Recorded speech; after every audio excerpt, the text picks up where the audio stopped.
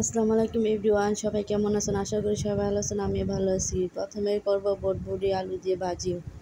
কড়াইয়ের মধ্যে তেল দিয়ে পেঁয়াজ কুচি কাঁচামরিচ কুচি দিয়ে ভেজে নিয়েছি। তারপর দিয়েছি রসুন বাটা দিয়ে আরও কিছুক্ষণ ভেজে নিয়েছি। তারপর দিয়েছি হলুদ লবণ দিয়ে দিয়েছি ভাজিগুলা দিয়ে কিছুক্ষণ নেড়ে চেড়ে নিয়েছি। নাড়াচাড়া করার পরে যখন মশলার সাথে মিশে গেছে, তারপরে একটি ঢাকনা দিয়ে ঢেকে দিয়েছি। ঢাকনা দিয়ে ঢাকার পরে যখন কিছুটা সিদ্ধ হয়ে যাবে, তারপরে নেড়ে চেড়ে দেবো। নাড়াচাড়া করার পরে যখন ঢাকনাতে আবার ঢেকে দিব, পুরো সিদ্ধ হয়ে যাবে ভাজিটা বা হয়ে যাবে, তারপরে দিয়ে দিব ধনিয়া পাতা দিয়ে নামিয়ে নেব। তারপরে রান্না করব শুটকির তরকারি। আমার কাছে শুটকির তরকারি হোক বা শুটকির ভর্তা হোক, দুইটাই খেতে ভালো লাগে। আমিও এইগুলো অনেক পছন্দ করি। শুটকির তরকারি হলে আমার অনেক ভাত বেশি লাগে, কারণ আমি অনেক পছন্দ করি, তার জন্য ভাতও খেতে পারি অনেক বেশি।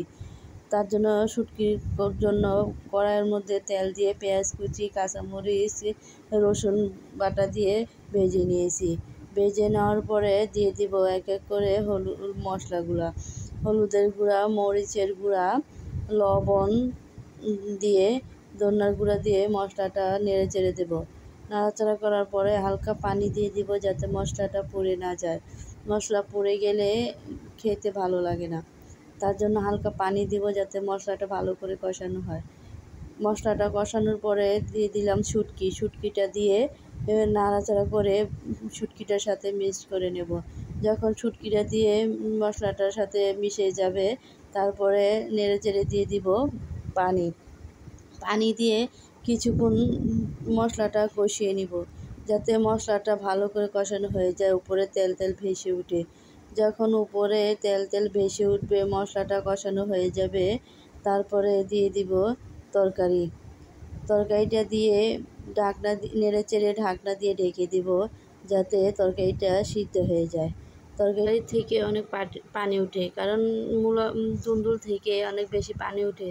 তার জন্য এই পানিটা দিয়ে আমি ভালো করে কষিয়ে নেব। যখন হালকা পানিটা শুকিয়ে যাবে, মাখা হয়ে যাবে, তারপরে দিয়ে দিব হালকা ঝোলটা দিয়ে আরও ভালো করে সিদ্ধ করে নেব।